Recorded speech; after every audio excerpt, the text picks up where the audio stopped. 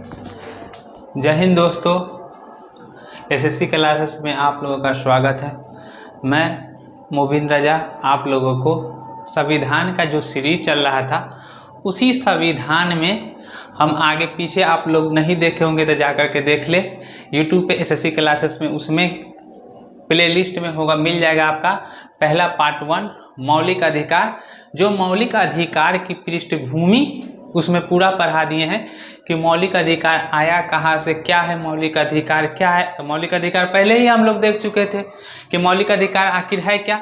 तो मौलिक अधिकार आपका क्या है, व्यक्तिगत अधिकार है, व्यक्तियों को दी गई है। तो इसी स्वरूप में आज देखेंगे हम लोग मूल अधिकार की संवैधानिक प्रावधान। संवैधानिक प्रावधान करने का मतलब है कि संविधान में मूल अधिकार का क्या प्रावधान किया गया है। तो संविधान के प्रावधान के स्वरूप अगर देख ले तो हम देख लिए थे छह तरह का मौलिक अधिकार देखे थे, 14 से 18, 19 से 22। तो उसी में सबसे पहला देखेंगे क्या है आज 12 से 18 तक के देखे थे। क्या कि भाग 3 अनुच्छेद 12 से 35। तो उसी सीरीज में आज आप लोग देखिएगा 12 से 18 तक के कि मौलिक अधिकार क्या दिया हुआ है, किस अनुच्छेद में कहे थे कि कोई अधिकार बनाई गई है तो संविधान के कहीं पे भी उसको जगह तो दी जाएगी। तो उसी स्वरूप में इसको जगह दी गई किसमें, अनुच्छेद 12 से 35 तक के। तो देखेंगे कि संवैधानिक प्रावधान के तहत आपका अनुच्छेद 12 से 35 तक के क्या क्या प्रावधान दिया गया है। तो इसी स्वरूप में आप देख लीजिए। सबसे पहले देखेंगे अनुच्छेद 12। तो अनुच्छेद 12 में है क्या, तो अनुच्छेद 12 में आपका दिया गया है राजकीय परिभाषा। मतलब क्या है, राजकीय परिभाषा के कहने का मतलब है कि राज्य के क्षेत्र में क्या क्या है। तो उसमें है राजकीय परिभाषा में इसमें दिया गया मौलिक अधिकार में कि क्या होगी, सरकार होगा, सरकार। उसमें क्या होगी, संसद सरकार। संसद सरकार करने का मतलब प्रावधान दिया गया केंद्र सरकार की बात कर रही है, केंद्र सरकार। उसके बाद है राज्य की विधायिका। तो विधायिका, राज्य की विधायिका मतलब क्या है, राज्य सरकार की चर्चा दे रही है कि राज्य सरकार में क्या प्रावधान किया जाएगा से। उसके बाद आपको दिया गया स्थानीय प्राधिकरण। स्थानीय प्राधिकरण में दिया गया क्या है कि अब 3 तरह से होती है। तो पहले ही जानना है कि हमारी व्यवस्था देखेंगे तो हमारा व्यवस्था में क्या है कि हमारा व्यवस्था में 3 तरह से व्यवस्था दी गई। एक है सरकार, एक राज्य, एक केंद्र सरकार, एक राज्य सरकार, एक स्थानीय।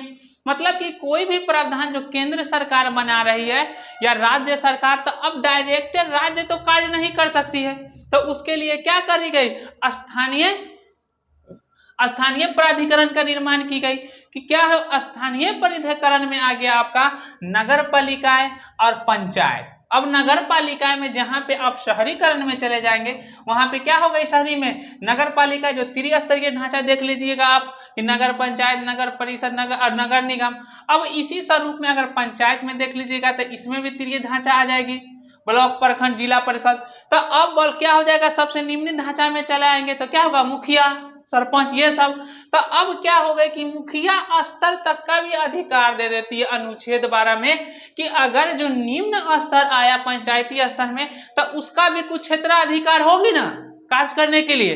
तो इसीलिए ये क्या हो गई कि ये ढांचा का अनुच्छेद 12 में प्रावधान की गई कि सरकार होगा, राज्य सरकार, स्थानीय प्राधिकरण और इसका अधिकार दी गई।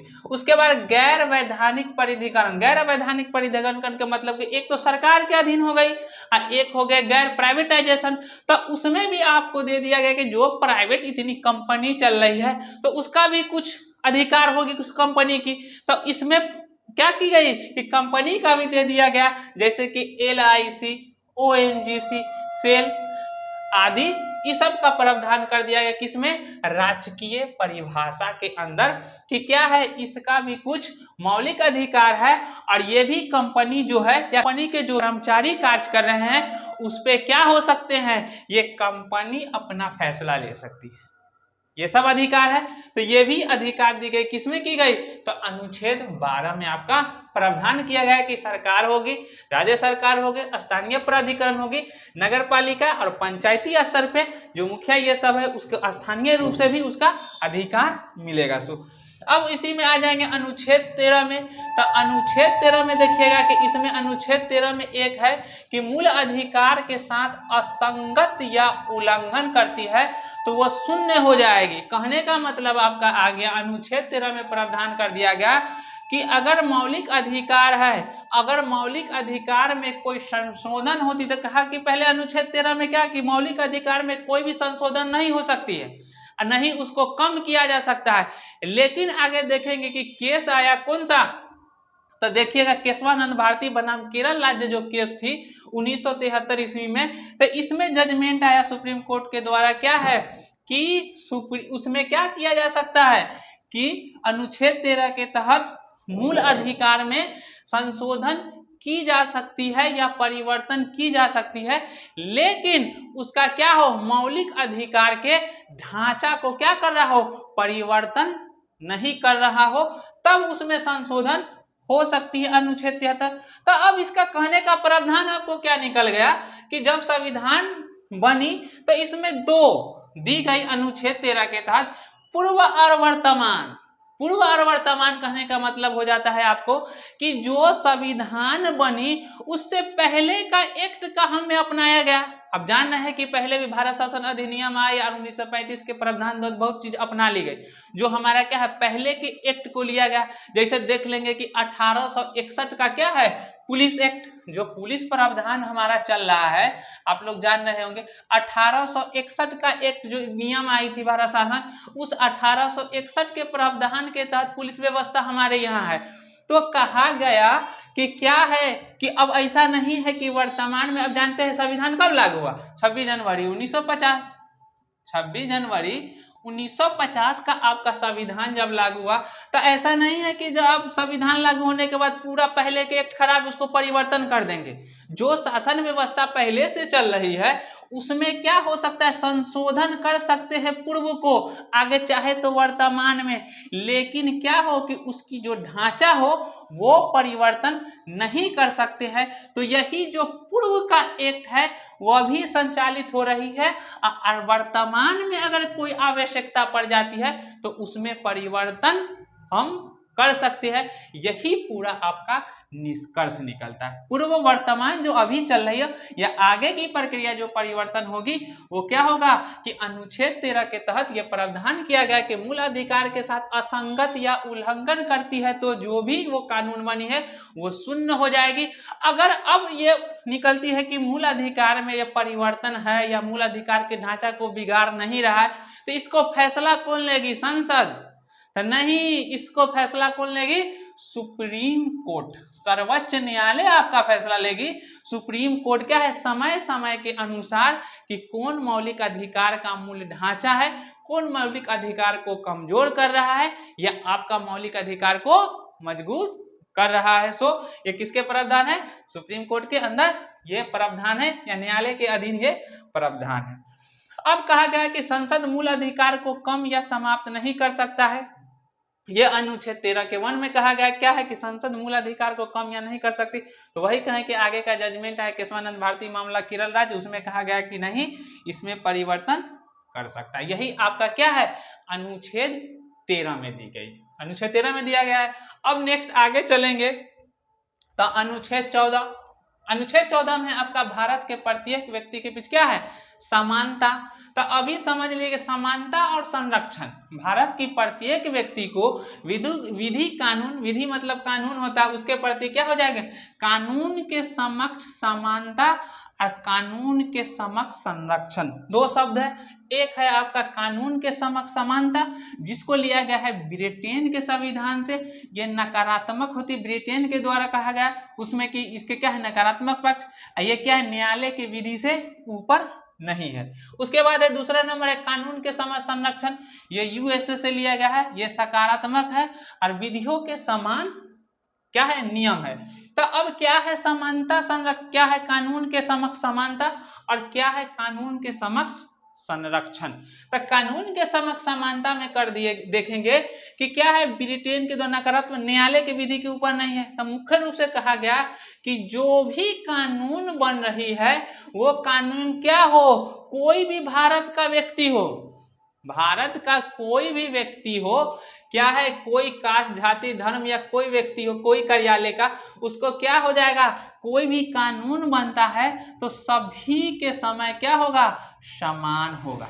मतलब किसी भी स्वरूप में वो भेदभाव नहीं करेगी। और इसके क्या है कि अगर इसमें कोई भेदभाव होती है तो इसका सबसे ऊपर सुप्रीम कौन है, तो सबसे ज्यादा सुप्रीम है न्यायालय, विधि से ऊपर नहीं है। न्यायालय भी क्या है, कानूनी प्रावधान के तहत ये कार्य कर रही है। यही कहा कानून के समक्ष सभी को समानता है।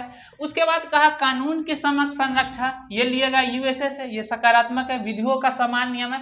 तो कहा गया कि जो कानून बनी गई है उसके संरक्षण, मतलब कानूनी सभी को जो है व्यक्तियों को, तो उसको संरक्षण का कौन प्रदान कर रहा है, तो मुख्य रूप से न्यायालय के रूप में कार्य कर रही है। और सभी को समान संरक्षण, मतलब नीचे जो भी कास्ट, एससी एसटी या अत्यंत पिछड़ा या मुख्य रूप से कोई समुदाय, तो उसको संरक्षण समानता कौन प्रदान करेंगे, तो न्यायालय प्रदान करेगी। तो यही कानून के समक्ष संरक्षण का प्रावधान किया गया।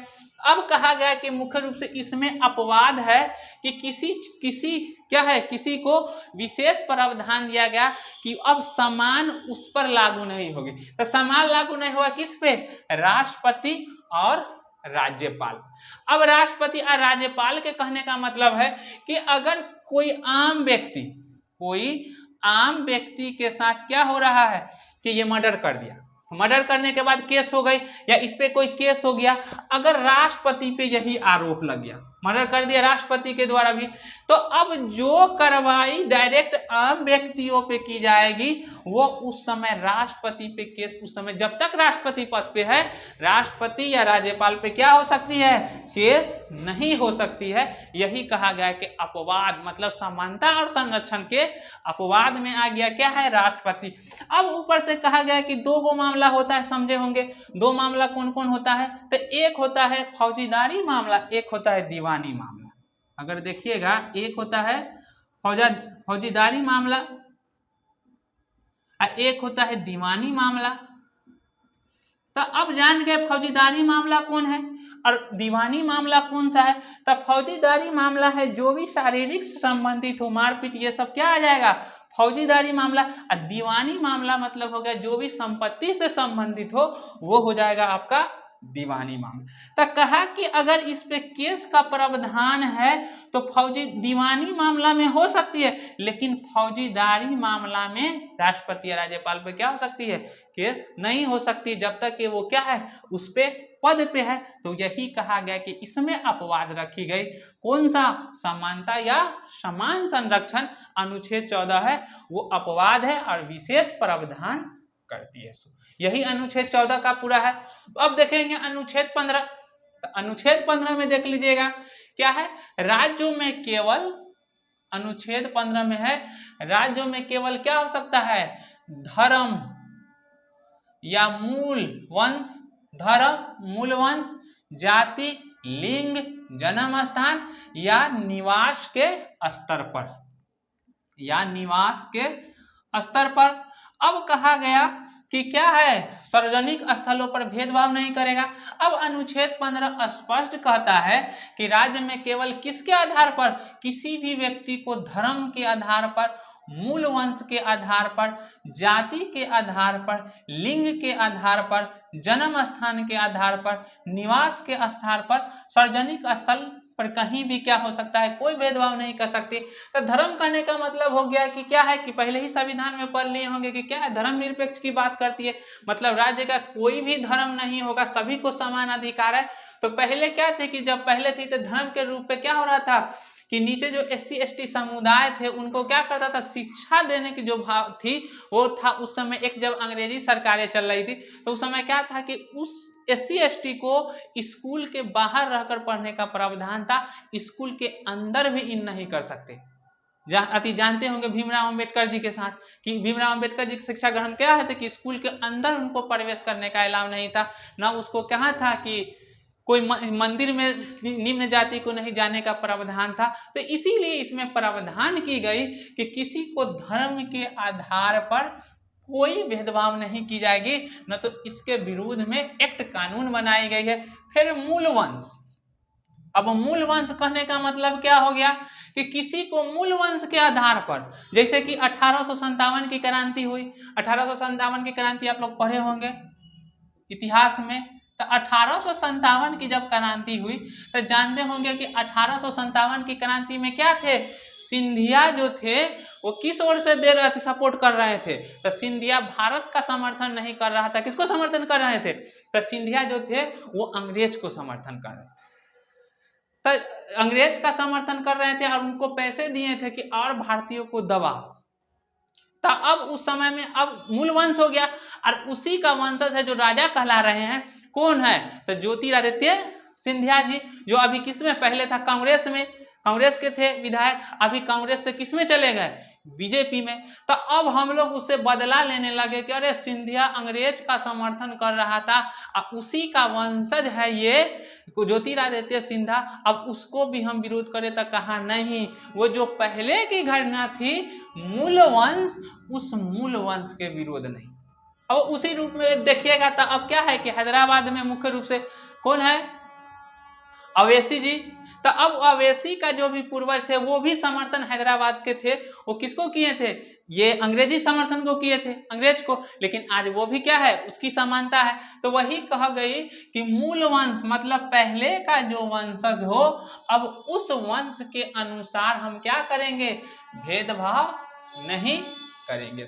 अब है जाति के रूप में, अब कहा कि हमारे यहाँ कोई भी जातीय समुदाय में ये नहीं होगी कि कोई क्या है, कोई बड़ा जात है कोई छोटा जात है, कहा ऐसा कोई नहीं। अब जातीय स्वरूप में ऐसा नहीं कर सकते कि क्या है, छोटा जात है तो तुम जमीन पर बैठो हम ऊपर बैठे। पहले यही प्रावधान था कि जमीन पर बैठना है, आपको क्या है, नजर उठा के नहीं चलना है, ऊपर नीचे करके चलना है, नीचे होकर बैठना है। तो कहा नहीं, जातीय स्वरूप में कोई भी सार्वजनिक स्थल पर आपको भेदभाव नहीं की जा सकती। कोई भी SC/ST एक्ट भी बनाया गया है, अगर क्या करता है कि इस स्वरूप में जातीय रूप से कहीं पे रोकता है तो उस पर क्या हो सकती है, केस हो सकती।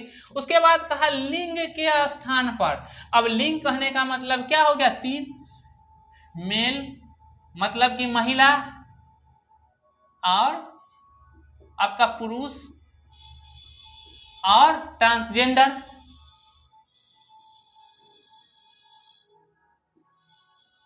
ट्रांसजेंडर तो अब कह रहा है ट्रांसजेंडर या अदर, तो अब महिला या पुरुष इस स्वरूप में क्या कर सकते हैं, किसी को सार्वजनिक स्थलों पर भेदभाव नहीं कर सकते, वो महिला हो, पुरुष हो, ट्रांसजेंडर हो, अदर हो, कोई भी हो, लिंग के स्वरूप में सब क्या है, समानता है। लेकिन लिंग के रूप में कुछ संरक्षण दी गई है कि अब लिंग के रूप में भी समानता कर दिया जाए। तो अब क्या है कि ऐसे समानता है, लेकिन लिंग के स्वरूप में पुरुष के क्या है, पुरुष समाज एक सामाजिक विभेद भी है। तो समाज में क्या है, पुरुषों का विशेष प्रावधान है। जैसे कि कहीं पर देख लिया जाए, जैसे कि अभी जैसे कि बहाली होता आर्मी ये सब का, तो उस समय क्या था कि आर्मी में महिलाओं को नहीं भर्ती कराई जाती थी, पुरुष को भर्ती की जाती थी, क्योंकि एक बायोलॉजिकल सिस्टम है कि शारीरिक रूप से पुरुष क्या है, थोड़ा सशक्त है। अब वहां पर भी महिलाएं जिद करने लगी कि हम समान है, तो वो भी सामने क्या जाएगी, लड़ने के लिए बॉर्डर पर लेह लद्दाख में ऊपर जाकर के उसको भी। तो एक शारीरिक विभेद है बायोलॉजिकल के कारण, इसीलिए शारीरिक विभेद में भी क्या है कि उसमें प्रावधान है कि आगे उसको रखा जाता है पुरुष को। लेकिन अब सेना में महिलाओं को भी भर्ती कराई जाने लगी है, यही इसीलिए विशेष रूप से। उसके बाद है जन्म स्थान। अब जन्म स्थान के रूप में आगे क्षेत्रीय स्वरूप में, अब क्षेत्रीय स्वरूप में आगे आप देख लें तो इस स्वरूप में देख लीजिए जन्म स्थान पर क्या है कि ये देखिएगा हमारा पूरा भारत का चौहद्दी, अगर मैप में देख लिया जाए तो ये क्या है, पूरा भारत की चौहद्दी है। तो भारत के स्वरूप में देख लीजिएगा कि कौन क्या है, लद्दाख, हिमाचल, उत्तराखंड, उत्तर प्रदेश। अब ये पूरा ये स्वरूप हो गया। तो अब ये नहीं है कि अब क्या है, हम बिहार के हैं, अब महाराष्ट्र में चले गए तो जन्म के स्वरूप क्या हो गया, जन्म स्थान के रूप में या निवास के रूप में, मतलब हमसे भेदभाव किया जाने लगे कि हम उत्तर प्रदेश मेरा जन्म स्थान है, हम महाराष्ट्र में रह रहे हैं, यहाँ पे जैसे यहाँ पे हम, ये बिहार में मेरा जन्म स्थान है, हम रह रहे हैं कहाँ, अभी यहाँ दिल्ली में रह रहे हैं, तो यहाँ पे कोई भेदभाव नहीं होगी। या तो हम यहाँ का जन्म स्थान है पूर्वीय क्षेत्र में रह रहे हैं, या पूर्वीय क्षेत्र का कोई है दक्षिण क्षेत्र में रह रहा है, तो अब कह रहा है इस भारत की जो भौगोलिक सीमाएं हैं, इस भौगोलिक सीमा के भी स्वरूप में क्या हो सकती है, जन्म स्थान या निवास जहां हम रह रहे हैं उस स्वरूप में भी क्या हो, कोई भेदभाव नहीं हो। यही आपका आर्टिकल 15 कहता है, धर्म, मूल वन, जाति, लिंग, जन्म स्थान और निवास के स्थान पर, सार्वजनिक स्थलों पर कहीं भी भेदभाव नहीं की जाएगी। यही है। अब इसमें अपवाद है, कहीं विशेष अधिकार दी गई है सो, तो अगर विशेष अधिकार मुख्य रूप से, अब यहाँ पे देख लेंगे अनुच्छेद 16, देखिएगा इसमें क्या है, आप देख लिए धर्म, मूल, वन, जाति, लिंग, जन्म स्थान, निवास। अब इसमें कहें कि यहाँ पे कहीं भी भेदभाव नहीं की जाएगी, लेकिन अब कहे थे अपवाद के स्वरूप में, तो अपवाद के स्वरूप में महिला, तो अब महिलाओं को लिए बता ही दिए कि महिलाएं क्या है सशक्त, अब बायोलॉजिकल सिस्टम के स्वरूप में देख लिया जाए तो उसमें महिला क्या है, एक शारीरिक रूप से क्या होती है कि थोड़ा कमजोर, और क्या है कि पुरुष सशक्त होते हैं। ये सिस्टम है, ये हम नहीं कह रहे हैं, ये क्या है कि एक बायोलॉजिकल सिस्टम है। अगर कोई महिला कहे कि ना हम पुरुष से प्रधान है, तो प्रधान आप है सही में, उसमें कोई बात नहीं है, लेकिन इसमें क्या है कुछ प्रावधान, जैसे महिलाओं के लिए आरक्षण का प्रावधान कर दी गई कि जनरल महिलाएं हैं, पुरुष के समान ही जनरल है, लेकिन उसको क्या है शिक्षा में प्रावधान है, जैसे बिहार में 35% आरक्षण का प्रावधान। तो यही कह रहा है कि महिलाओं को सशक्त ऊपर उठाने के लिए थोड़ा विशेष प्रावधान भी की गई है, जैसे आरक्षण का प्रावधान है महिलाओं के लिए ये। उसके बाद बच्चों के लिए, जैसे बच्चा जो है उस बच्चों के लिए विशेष प्रावधान की गई है कि बच्चों को समानता नहीं होगा, जैसे मुख्य रूप से नीचे बच्चा है उसको निःशुल्क शिक्षा का प्रावधान कर दिया गया इस रूप में भी। फिर उसके बाद है SC ST समुदाय के रूप में, किसके रूप में अपवाद है, SC ST समुदाय में देखिएगा कि 93वां संविधान संशोधन 2005 में 15 का 5 जोड़ा गया, जिसमें शिक्षा संस्था में विशेष अधिकार दे दी गई। क्या कर दी गई कि 93वां संविधान संशोधन के तहत SC ST समुदाय के लिए संविधान संशोधन करके उसमें क्या कर गया कि विशेष प्रावधान की गई कि उसमें क्या है SC ST जो समुदाय है थोड़ा दुर्बल है और निम्न है, उनको शुरू से क्या हो गया कि दबाया गया, या उस स्तर पे क्या हो गया कि जो ऊपर है, जो इसमें क्या प्रावधान की गई आसानी से समझिएगा, तो जो जनरल समुदाय के लोग हो गए, तो उस जनरल समुदाय के लोग ऊपर हैं। मतलब कहने का मतलब कि इस सीरीज को देख लीजिए तो क्या है कि जो ये है ये लोग तो ऊपर हैं ही, लेकिन जो ये नीचे दब गए हैं लोग, ये नीचे, अब इसको स्तर को तो उठाया जाएगा ऊपर की ग्राफ की ओर। तो अब कहा जो ये ऊपर है वो ऊपर की ओर ही अगर रहेगा, सर्वश्रेष्ठ ऊपर है तो ऊपर की ओर ही भागेगी, निम्न की ओर नहीं आएगी, ये ऊपर की ओर ही जाएगा। लेकिन जो ये नीचे रह गए हैं इसको ऊपर की ओर उठाने के लिए अब क्या कर दी गई, SC ST को विशेष प्रावधान किया गया, जिससे ये क्या हो सके ऊपर उठ सके। सो ये कह रहा है। अब कहा गया दुर्बल, दुर्बल मतलब हो गया कि एक ये हो गई SC ST समुदाय, दुर्बल मतलब जो पिछड़ा रह गया है या पीछे रह गई, निर्बल रह गए हैं, उसको आरक्षण, जैसे कि अभी आर्थिक रूप से आरक्षण दिया गया ना, EWS को 10% आरक्षण, EWS इसी स्वरूप में आरक्षण दी गई 10% का आरक्षण जो पिछड़ा रूप में रह गया। तो दुर्बल लोगों के लिए भी 2006 में क्या कर दी गई, जैसे कि IIT या उच्च शिक्षण संस्थान में प्रवेश में आरक्षण, जो भी IIT संस्थान है या जो भी उच्च शिक्षण संस्थान है उसमें प्रावधान कर दी गई है कि जो भी दुर्बल लोग है उसको क्या करेगी, प्रवेश में आरक्षण का प्रावधान कर दिया गया, जिससे कि ये ऊपर उठ सके। तो यही अनुच्छेद 15 है कि समानताएं हैं, लेकिन इसमें कुछ अपवाद विशेष प्रावधान कर दिया गया है। अब देखिएगा अनुच्छेद 16, अनुच्छेद 16 में देखेंगे तो अब इसमें कहा गया अवसर की समानता।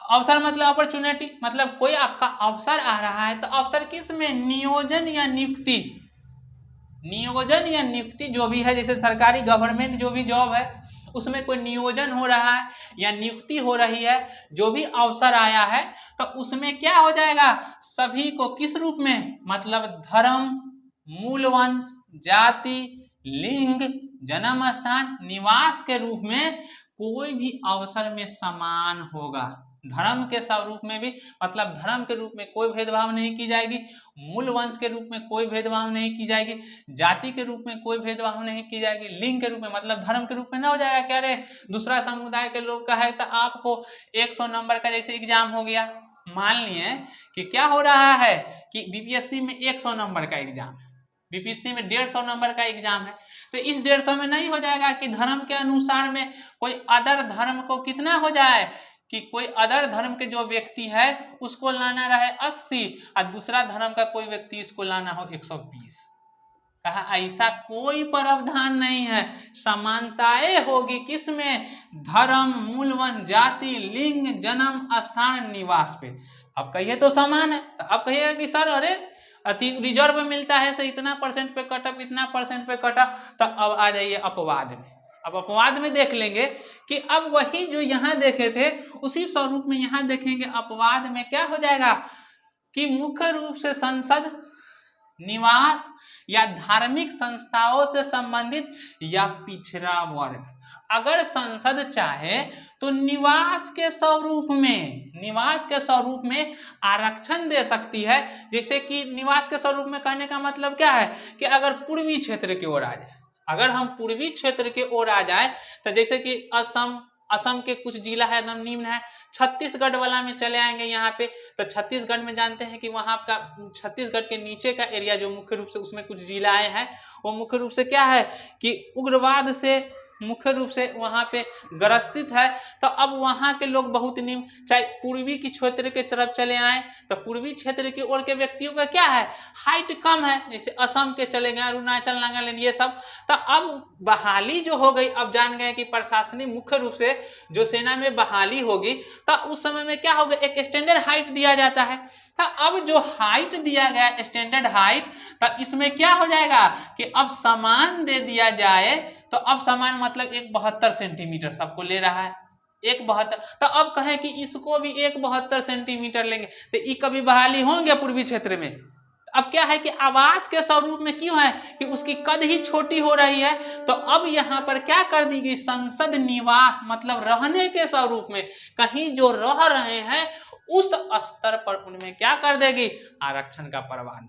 नियोजन जो आपका हो गया अवसर की समानता, उसमें स्पष्ट समझ लीजिए क्या कर देगी, आरक्षण कर देगी।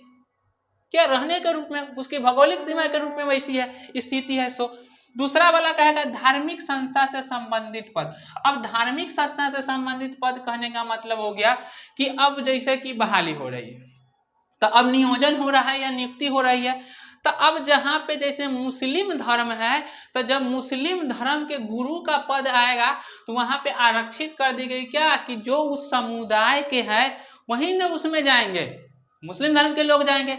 चाहे हिंदू स्थल है तो उस समय में क्या जाएंगे, मंदिर स्थल उस समय, तो उस समय धार्मिक से संबंधित कोई संस्था से पद है तो उसमें वो लोग जाएंगे।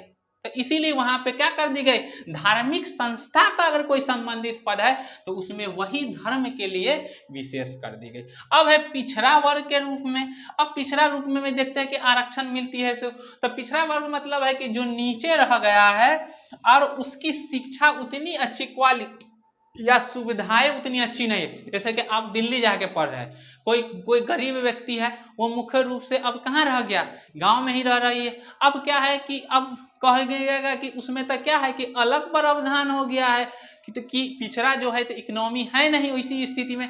तो अब जो ये प्रावधान कर दिया गया पिछड़ा वर्ग वाला में, तो इसमें समझ लीजिएगा किस पे मिली है आरक्षण, जाति पर। कोई धर्म पे आरक्षण नहीं मिलता है, कोई धर्म पे आरक्षण का आपका प्रावधान नहीं किया गया है। किस पे प्रावधान की गई है, जाति पे की गई। आरक्षण हमेशा किस पे मिलती है, जाति पे।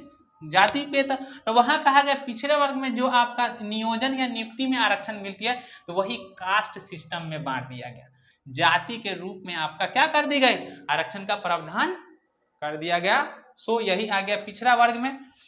तो यही आपका मुख्य रूप से आ गया था। अब इसमें क्या हो गया कि अगर पिछड़ा वर्ग में SC ST समुदाय या नीचे के लोग हैं, अगर वो मुख्य रूप से क्या हो गए, बहाल हो गए, वो मंत्री भी बन गए, जैसे कि मुख्यमंत्री ही बन गए, तब भी उनका समुदाय, अब तो वो संपन्न हो गए हैं, तब उनका आरक्षण नहीं हटेगा, उनको कास्ट जाति के हिसाब से आरक्षण पूरा मिलेगी। क्यों ऐसा कहा गया? तो अब कहा गया कि जैसे कि बिहार में एक बार जीतन राम मांझी जी बने थे, तो वो क्या थे, जीतन राम मांझी जी कौन से समुदाय से आ गए, SC ST समुदाय से जीतन राम मांझी जी है। सो अब वो मुख्यमंत्री बने, तो जब वो मंदिर में प्रवेश किए ना, ऐसा सुने हैं, कहा जाता है, अब ऐसा न्यूज भी आई थी, तो अब क्या कहा गया कि जब वो कभी किसी मंदिर में प्रवेश किए, तो बाद में जब मंदिर से वो निकले, तो वो मंदिर को क्या किया गया, धोया गया था। अब जो मुख्यमंत्री बन गए, उनके साथ भी ऐसी प्रावधान है, इसीलिए क्या है कि वहां पे भी आरक्षण, जातीय समुदाय में भी आरक्षण का प्रावधान है। अब इसमें विवाद चलती है कि जो भी जाति संपन्न हो चुके हैं उस पे चले गए, उसके आरक्षण हटा दिया जाए, अब इकोनॉमिक आरक्षण हटा दिया जाए। तो जब आप इतना साधारण मीठी शब्दों में बातें बोल रहे हैं कि आरक्षण हटा दीजिए, वो संपन्न हो चुका है, तो अब आप जब उसी शब्द को समझ रहे हैं कि इकोनॉमी, आर्थिक रूप से जो संपन्न है उसको हटा देना चाहिए, जो आर्थिक रूप से दबी हुई उसको आरक्षण देना चाहिए, तो जब आर्थिक रूप से हटा ही देनी चाहिए, तो आप इतना क्यों नहीं समझ सकते हैं कि जाति ही खत्म कर देनी चाहिए, जाति ही खत्म कर दीजिए। कोई, आप जब जाति खत्म करने की बात आती तो आप नहीं हटा पाते हैं कि हम सुप्रीम जाति, लेकिन आरक्षण की जब बात आती है तो आप विवाद चालू हो जाता है कि नहीं, कि आरक्षण जाति को खत्म कर देनी चाहिए। जाति क्या है कि जाति को आरक्षण है जिसको खत्म कर देनी चाहिए, लेकिन जाति रहेगी तो जाति ही खत्म कर दे तो क्या हो जाएगा, डायरेक्ट आ जाएगा किस पे, मुख्य रूप से किस पे आ जाएगी, तो अब इकोनॉमी पे आ जाएगी, आर्थिक रूप से संपन्नता की बात आ जाएगी कि क्या आर्थिक रूप से संपन्न है उसको आरक्षण की प्रावधान किया जाए। तो यही आपका क्या हो गया, इसमें कुछ विशेष प्रावधान की गई। तो यही अवसर की समानता में धर्म, मूल, वंश, जाति, लिंग, जन्म स्थान, निवास, इस पे कहीं भी भेदभाव नहीं की जानी चाहिए, लेकिन अपवाद स्वरूप में संसद निवास के स्थान पर कर सकती है, आरक्षित धार्मिक संस्था से संबंधित पद होगा तो, या पिछड़ा वर्ग से संबंधित होगा उसमें। अब अनुच्छेद 17 में देख लेंगे, ये देख लिए होंगे पूरा, तब अनुच्छेद 17 में देख लिए तो क्या आ गया, अस्पृश्यता दंडनीय अपराध होगी। अब यहाँ पे डायरेक्ट प्रावधान कर दिया, अस्पृश्यता का मतलब होता है छुआछूत, छूत। अब कहा गया अस्पृश्यता क्या हो गई, ये प्रावधान की गई कि पहले क्या था कि मानव को मानवीय स्वरूप में, मानव सभी मानवीय स्वरूप में है, लेकिन मानव को किस अनुसार, मानव को जाति के अनुसार, मानव को किसके अनुसार, जाति के अनुसार इसे छुआछूत की जा रही थी। तो अब यही कह दिया कि कोई व्यक्ति को क्या हो, मानव को धर्म, मूल, वंश, जाति, लिंग, जन्म स्थान, निवास किसी के रूप में अस्पृश्यता, छुआछूत दंडनीय अपराध है। अब इसी स्वरूप में कह दिया गया जो SC ST आपका समुदाय है, SC ST समुदाय है, अगर कहीं पे इससे क्या हो रहा है, छुआछूत, मतलब छुआछूत करने का मतलब कि मंदिर में प्रवेश नहीं करने दिया जाए, शिक्षा में प्रवेश नहीं करने दिया जाए, सार्वजनिक स्थलों पे नहीं जाया दिया जाए, उसको समान व्यवहार नहीं की जाए, तो अगर SC ST से इस स्वरूप में अस्पृश्यता या अस्पृश्यता किया जा रहा है या छुआछूत किया जा रहा है, तो सजा का प्रावधान है, क्या है, नन वारंट बेल। मतलब क्या है कि जब आपको SC ST केस में जा रहा है तो आपको बेल का भी प्रावधान नहीं, अगर आगे जाइए और सुप्रीम कोर्ट या कोर्ट में जब जाएंगे तब वहां से अगर आपको बेल प्रोवाइड करती है तब होगी, नहीं तो इतना क्या हो गया, हार्ड कानून बनाया गया था इसको खत्म करने के लिए। यही था अनुच्छेद 17, अस्पृश्यता दंडनीय अपराध है, मतलब छुआछूत नहीं होनी चाहिए, ना तो ये कानूनन बनाई गई है, कानूनन अपराध के श्रेणी में आती है, इसमें सजा का प्रावधान की गई। अब देखिएगा अनुच्छेद 18, तो अनुच्छेद 18 में आ गया आपका क्या, उपाधियों का अंत। अनुच्छेद 18 आपका कहता है उपाधियों का अंत, मतलब क्या है कि उपाधि, मतलब कहने का मतलब क्या हो गया कि जो पहले ना मिलता था, जैसे कि नाइटहुड की उपाधि मिली, जैसे गांधी जी केसरीय हिंद की उपाधि, तो केसरीय हिंद मिलता था, नाइटहुड क्या लगा के चलते थे, सर, मतलब वो अपने नाम के आगे लगाते थे सर, मतलब कि उसे प्रतिष्ठित पता चलता था कि ये कोई पद सम्मानित व्यक्ति है, तो ये क्या अपने आप को सर्वश्रेष्ठ दिखाने के लिए, तो वही कह दिया गया कि उपाधि का अंत, आपको कोई दिखाना नहीं है कि आप सर्वश्रेष्ठ है या महान है, आपको सम्मान, मतलब इससे क्या भेदभाव खत्म हो जाना चाहिए, इससे ये भेदभाव खत्म होना चाहिए कि कोई व्यक्ति अपने आप को सर्वश्रेष्ठ बड़ा दिखा रहा है और छोटे से के साथ अभद्र व्यवहार हो रहा है, मतलब उसको जीवन जीने में परेशानियां हो रही, इसके लिए क्या समानता के लिए उपाधि के अंत लगा दी गई कि अगर कोई भी सम्मान आपको मिलता है पद, तो अब अपने नाम से नहीं जोड़ सकते, जैसे भारत रत्न, पद्म विभूषण, पद्म, तो इसको नाम में नहीं जोड़ सकते हैं, समझ गए। तो आप कहिएगा सर डॉक्टर जोड़े रहते हैं से, डॉक्टर अब हो गया शिक्षण या शैक्षणिक संस्थान, मतलब कि शैक्षणिक या शैक्षिक संस्थान, वो क्या है, शिक्षा को डिनोट कर रहा है कि डॉक्टर प्रोफेशनली डॉक्टर ही है, तब वो लगाया। जैसे कोई इंजीनियरिंग किए हुए हैं तो अपना नाम के आगे लगा सकते हो शिक्षक रूप से क्या है, इंजीनियर है। प्रोफेसर अपना नाम के आगे लगा सकते हैं, क्या है वो, प्रोफेसर है। तो वो एक शैक्षिक पद हो गई, कोई उपाधि पद नहीं होगी। अब उसी अनुसार क्या हो सकते हैं, जो कर्नल रैंक के है, फौज में चले जाइएगा तो जो फौज हो गए क्या है, अति सैन्य या शैक्षणिक संस्था, तो सैनिक संस्था में क्या होती है, रैंक ही होता है, मतलब कि उसमें रैंक ही दी रही होती है कि कर्नल का ये रैंक ये है, ये स्टार है, सूबेदार का ये स्टार है, तो वो वहां पे रैंक है, तो रैंक ये क्या है, इस पे प्रतिबंध नहीं है, रैंक उसमें रहेगी।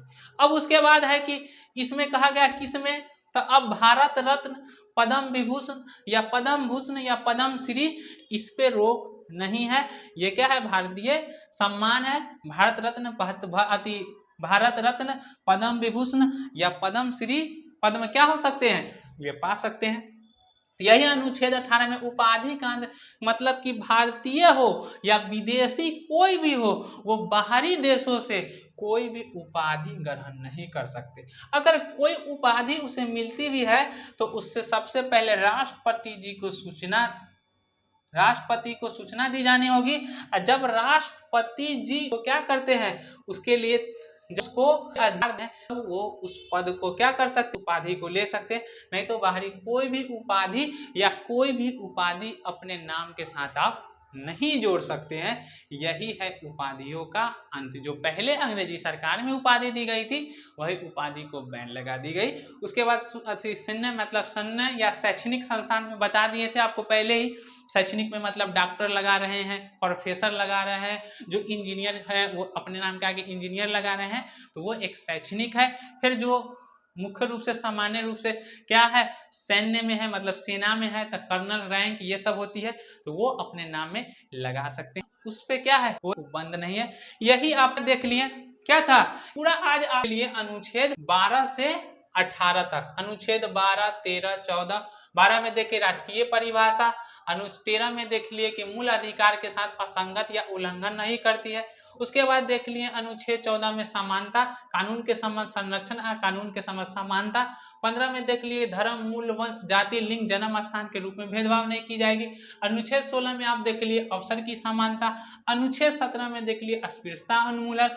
अनुच्छेद 18 में देख लिए उपाधियों का अंत। जब आप ये सभी को देखें तो देखने के बाद आपको क्या मिला, क्या कह रहा है सब अनुच्छेद। अगर सब अनुच्छेद को आप देख लिए तो एक क्रम में देख लीजिए कि क्या अनुच्छेद हमको कह रहा है। तो अनुच्छेद कौन कौन सा है, अनुच्छेद देख लीजिएगा एक स्वरूप में, तो क्या है 14, अनुच्छेद 14, अनुच्छेद 15, अनुच्छेद 16, अनुच्छेद 17 और अनुच्छेद 18। यही आपका पूरा पढ़ा है 18। क्यों कौन कौन सा, तो अनुच्छेद 14, 15, 16, 17, 18 ये सभी क्या कहता है, अनुच्छेद 14 से 18 सब में क्या बात कर रही है, समानता का अधिकार। तो यही आपका हो जाता है, शॉर्ट में कहा जाता है क्षेत्र से मौलिक अधिकार में कि अनुच्छेद 14 से 18 कौन सा अधिकार, समानता का अधिकार। तो सब में देख लिए पूरा में 14 में देख लिए समानता, समान, कानून के समक्ष सभी संरक्षण, अति क्या है, समानता और संरक्षण। अनुच्छेद 15 में देख धर्म मूलवंश जाति। अनुच्छेद 16 वाला में देख लिए अवसर की समानता, मतलब सभी को अवसर के रूप में समानता मिलेगी। अस्पृश्यता उन्मूलन, छुआछूत किसी पे नहीं जाएगी, समानता होगी। उपाधियों का अंत, अनुच्छेद 18 में देख ली उपाधि का मतलब कि किसी को कोई उपाधि लेके अपने आप को सर्वश्रेष्ठ नहीं दिखाए, सभी समान है, सभी को जीवन जीने की समानता अधिकार है। तो यही क्या करता है बात, अनुच्छेद 14 से 18 समानता का अधिकार, 14, 15, 16, 17, 18, एकदम सिंपल। अब इसी रूप में आप पहला देखे हैं सिर्फ 6 तरह के मौलिक अधिकार में से, आगे आपका अभी आपका क्या है, 5 बचा हुआ है, समझ गए। तो आगे 5 अब देखेंगे क्या, आगे 19 से 22 स्वतंत्रता का अधिकार। इससे भी इंपोर्टेंट है कि आपको अब पूरा जीवन से संबंधित व्यक्ति क्या स्वतंत्रता है। तो आपको आशा करते हैं कि आप लोगों को बहुत अच्छी तरह से क्या हो गया है कि ये समझ में आ गया होगा पूरा। आज पीछे दोनों मौलिक अधिकार को देख लिए होंगे, सो और नहीं देखे होंगे तो आप जाकर के प्लेलिस्ट में देख सकते हैं, उस पर वीडियो है फर्स्ट वाला, इसको सेकेंड, आगे फिर इसको लगातार आएगी सीरीज। अब तीसरा देखेंगे 19 से 22 स्वतंत्रता का अधिकार। तो आशा करते हैं कि आप लोग को बहुत अच्छी तरह से इसको समझ में आ गया होगा। तो आप क्या करें कि एसएससी क्लासेस को अभी तक सब्सक्राइब नहीं किए हो तो सब्सक्राइब कर लें और बेल आइकन दबा लें, जिससे ज़्यादा से ज़्यादा आपको क्या हो सके कि वीडियो को, जैसे कि इसके अलावा भी और सब वीडियो आता है, करेंट अफेयर रोज, उसके बाद इंग्लिश, ये सब, उसकी तब आपको पूरे सूचना मिल सके। और हम ईमानदारी और कर्मठ से आपको क्या कर रहे हैं, हम लोग पूरी पढ़ा रहे हैं। आप इस संस्था से क्या कर सकते हैं, जुड़ सकते हैं और कंटेंट को आप किसी भी एग्जाम को उठा करके मिला सकते हैं कि क्या आपका कंटेंट पूरा कारगर है। अगर नहीं भी तैयारी कर रहे हैं तो आप क्या हो, संविधान की जानकारी लेकर के जागृत रहे और संविधान और अपने अधिकार के बारे में क्या कर सके, जाने। इसीलिए आप क्या हो सके, क्या करें कि आगे इस चैनल क्या करें कि इस वीडियो को ज़्यादा से ज़्यादा शेयर करें कि और भी व्यक्तियों के पास पहुंच सके। वीडियो को देखने के लिए धन्यवाद। जय हिंद दोस्तों।